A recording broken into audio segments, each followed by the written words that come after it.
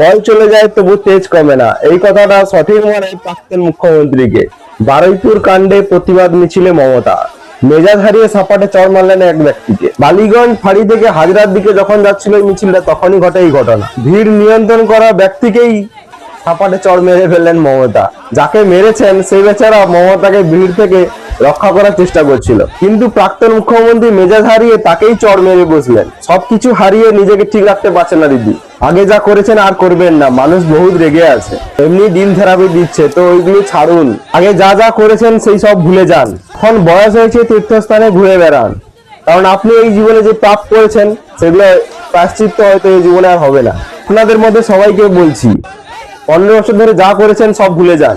এখন মানুষও জাগ্রত, তো ভাববেন না মানুষ এখনো বোকা আছে। এখন সরকারও যে জাগ্রত, হয়তো কোনোদিন সকালে লাল বাজারে আপনাকে দেখতে পাওয়া যাবে।